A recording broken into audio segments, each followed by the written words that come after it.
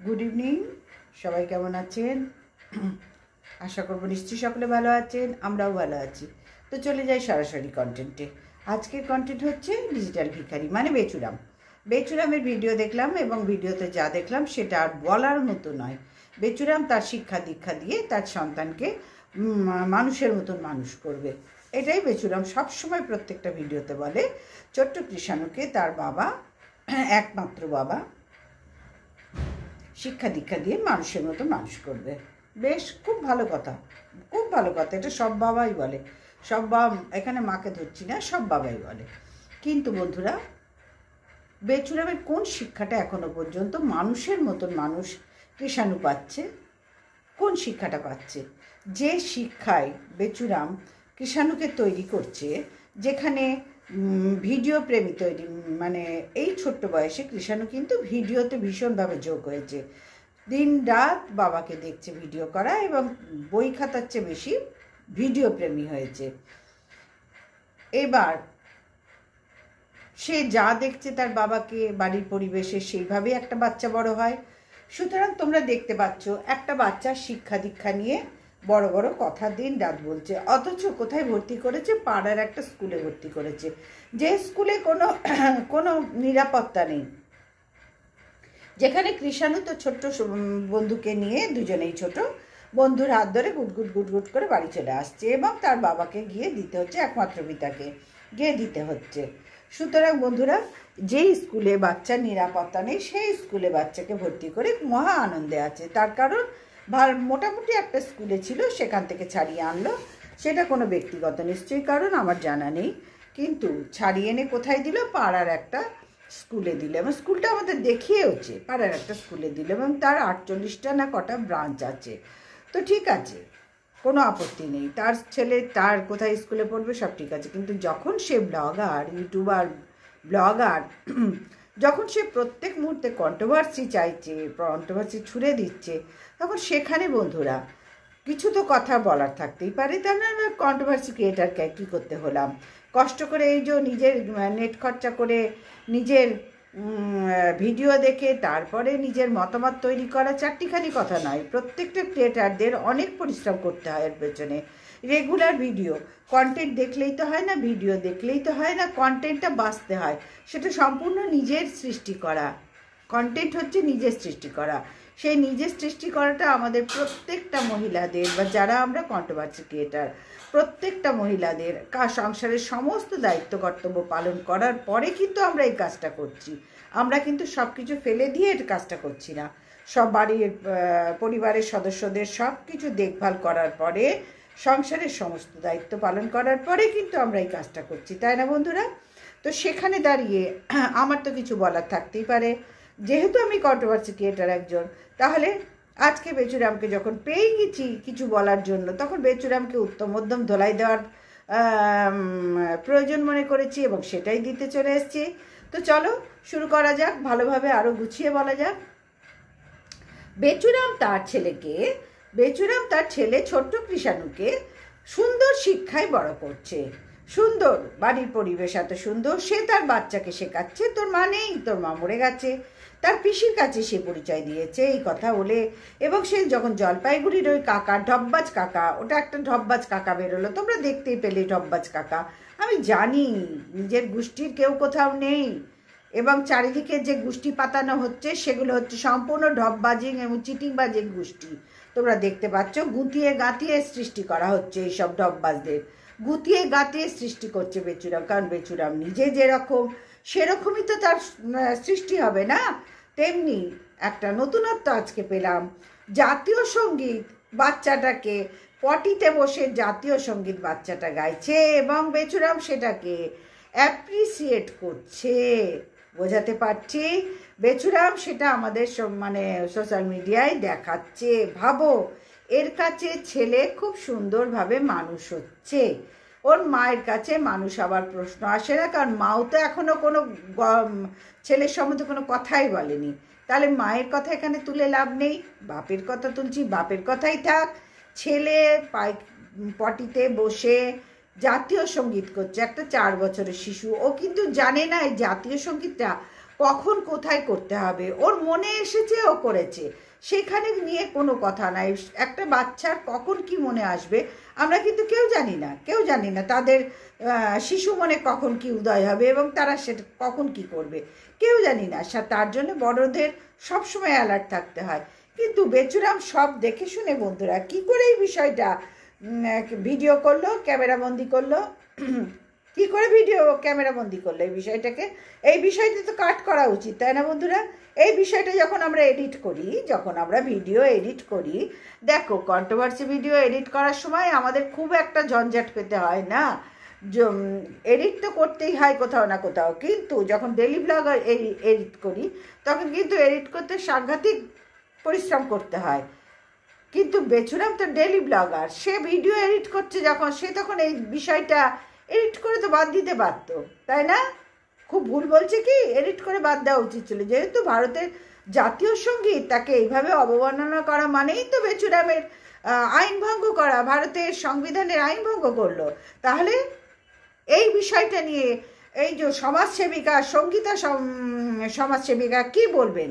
ওনার দুর্গা বাহিনীর মধ্যেই তো বেচুরাম একটা নিকৃষ্ট বাহিনী, তাহলে উনি কি বলবেন? ওনার আওতায় যারা যারা গেছেন প্রত্যেকটা দেখছি জানার ছাড়া আর কিচ্ছু নয়, দু একজন বাদ দিয়ে, যাদের সাথে ওনার বচসা বেঁধে যাচ্ছে তাদের বাদ দিয়ে। সুতরাং আর যার বেচুরামের মতন আর যারা ওনার আওতায় আছেন, বেচুরাম তো আবার ক্লায়েন্ট ওনার, তাহলে উনি এখানে কি বলবেন?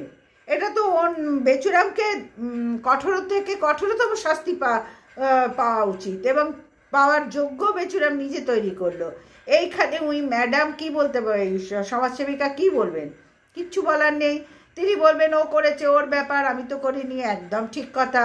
বেচুরাম তো বাচ্চার বাবা, বেচুরাম তো বাচ্চা নয়। তাহলে বেচুরাম এত নোংরা, এত নোংরা, কোথায় কি করতে হবে, কোথায় কি বলতে হবে বেচুরাম নিজেই জানে না। তাহলে সেখানে বাচ্চাকে সে কি করে শিক্ষা দেবে, কি করে বাচ্চাকে মানুষের মতন মানুষ করবে?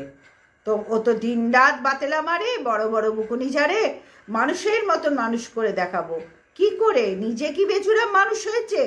ওর মা কি ওকে মানুষ তৈরি করতে পেরেছে যে ও তার সন্তানকে মানুষ তৈরি করবে? তাহলে জিনটা দেখতে হবে, প্রথমে জিন দেখতে হবে, জিন দেখে তারপরে বিচার করতে হবে যে আদৌ পরপর কি হতে চলেছে। তাহলে বন্ধুরা কৃষাণু মানে চারিদিক থেকে আজকে কৃষাণুর অন্ধকারময় জীবন তৈরি হয়ে যাচ্ছে। মানুষের বদলে কৃষাণু একটা অমানুষ তৈরি হয়ে যাচ্ছে তার বাবার হাতে পড়ে।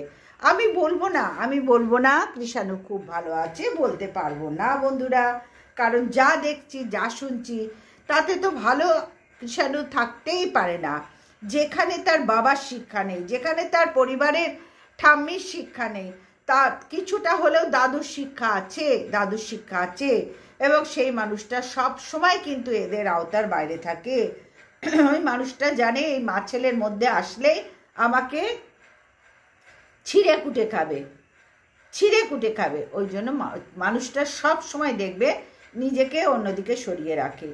তার আওতায় যদি কৃষাণুটা থাকতো, তার কাছে যদি কৃষাণুটা শেখানো যেত, তাহলে কিছুটা হলেও কৃষাণু আজকে শিক্ষা পেত।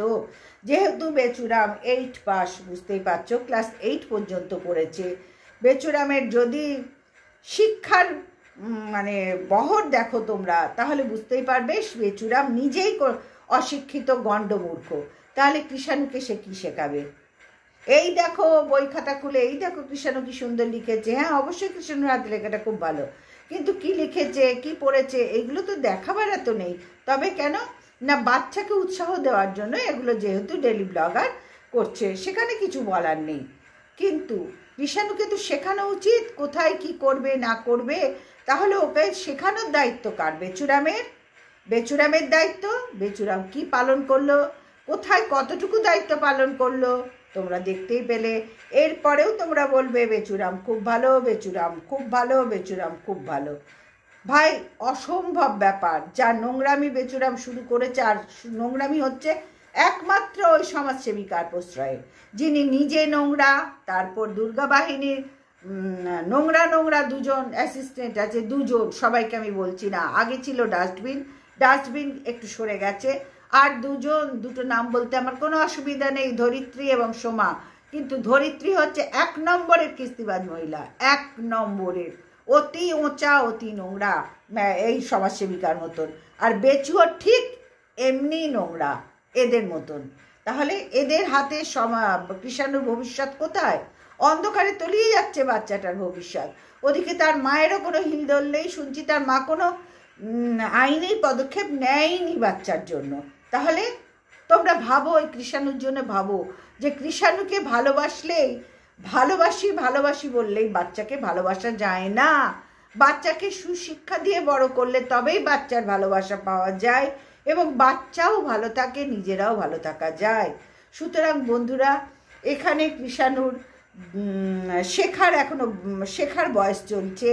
তাকে কোথায় ঠিক, কোনটা ঠিক সেটা বোঝাবার দায়িত্ব তার বাবার, বাড়ির লোকের।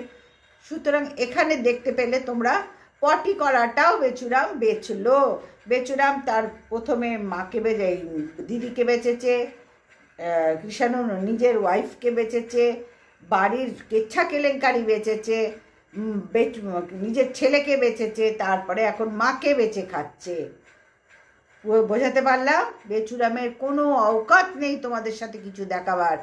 বলছে না বিজনেস করব, এখনো বিজনেসের ঘোড়ার ডিম কোথাও দেখতে পেয়েছো কি? কিচ্ছু দেখতে পাবে না, শুধু জমির পর জমি দেখাচ্ছে। জমি দেখিয়ে কোন বিজনেসটা হচ্ছে? কোন বিজনেসটা জমি আজ মনে হয় দেড় দু মাস ধরে এটা দেখাচ্ছে। কোন বিজনেসটা ওখানে এখনো তোমরা দেখতে পেয়েছো? কিচ্ছু না, ঢপের পর ঢপ। ওই যে সমাজসেবিকা যেরকম ঢপের চপ দিচ্ছেন, এও বেচুরামও তাই ঢপের চপ। এবং এই যে এই পোস্টাই সমাজসেবিকার দায়ী। সব কিছুর জন্য আজকে সমাজসেবিকা দায়ী, বেচুর মা দায়ী, 100% দায়ী। সুতরাং কৃষাণুর ভবিষ্যৎ নিয়ে সত্যিই চিন্তার আছে। যার নিজের শিক্ষা নেই, জনগণ কোথায় করতে হবে, কোথায় শেখাতে হবে, কোথায় কিভাবে করতে হবে, জনগণ মন দিয়ে, এটা কি ছ্যাবলামি? বেচুরাম কি তার হাতের পুতুল পেয়েছে জাতীয় সঙ্গীত নিয়ে? তার বাচ্চাকে শেখাবার দায়িত্ব কার? বেচুরামের। সুতরাং বন্ধুরা দেখতে পাচ্ছ, পটিতে বসে বেচুরাম তার বাচ্চাকে শিক্ষা দিচ্ছে জনগণ গাইতে। ওখানেই তো বুঝিয়ে দেবে। ও তো বাচ্চা, ও তো ভুল হতেই পারে, ওর ভুল ঠিক ওর বোঝারই ক্ষমতা নেই। কিন্তু ওটা তো সবার চোখে লাগলো না, আর সেটা কার ওপর যায় বর্তায়? বেচুরামের ওপরে। তাহলে তোমরা ভাবো যে বেচুরাম কতখানি নোংরা, ও আর ওর মা, আর তেমনি সমাজসেবিকা কতখানি নোংরা। এবার ডিভোর্সের ব্যাপারে একটা ভিডিও করে বলবে না লাইভে বলবে, তার ব্যাপার। ভিডিও করে বললেও অসুবিধা নেই, কারণ টিনু তো পরিষ্কার বলেই দিয়েছে, এবং সেই 2 দিন সময় পায়নি বলছে দেখার। এবার যখন দেখেছে তখন তার তো লাগাবার 1001টা লোক আছে, সমাজসেবিকাই বলেছেন। 1001জন ভালোবাসার লোক আছে, সমাজসেবিকাই বলেছেন দেখতে। সুতরাং এবার সেও ডিক্লেয়ার করার সময় হয়ে গেছে, ঝুলিয়ে তো লাভ নেই। দুজনেই মুক্তি পাক, দুজনের জীবন শুরু করুক। তবে চিন্তা থেকেই যাচ্ছে কৃষাণুর জন্য। বাচ্চাটার কি হবে? যত বড় হবে ওর এই ভিডিওগুলো, বাবা মার ভিডিওগুলো বাচ্চাটাকে কুড়ে খাবে। বাচ্চাটা মানসিক দিক থেকে খুব কিন্তু বিপর্যস্ত হয়ে পড়বে, ভীষণ বিপর্যস্ত হয়ে পড়বে। ও একটা ভালো মনের মানুষ হওয়ার চেষ্টা করলেও ওর বাধা হচ্ছে ওর বাবা মার ভিডিও। সুতরাং বন্ধুরা, এত বাধা টপকে বাচ্চাটার জন্য শুধু চাই মঙ্গল। ভগবান ওকে আশীর্বাদ করুক যেন সত্যিই মানুষের মতো মানুষ হয়, এবং বেচুরামের এই কুশিক্ষার ফল যেন বেচুরাম পায়। তা আজকের মতন আসলাম। সবাই ভালো থেকো, সুস্থ থেকো। আমি এখন ছোট্ট ভিডিও করছি, একগাদা বড় করছি না, তাও 14 মিনিটের হয়ে গেল। ভালো থেকো, সুস্থ থেকো, অবশ্যই পাশে থেকো। এই লাইক করো।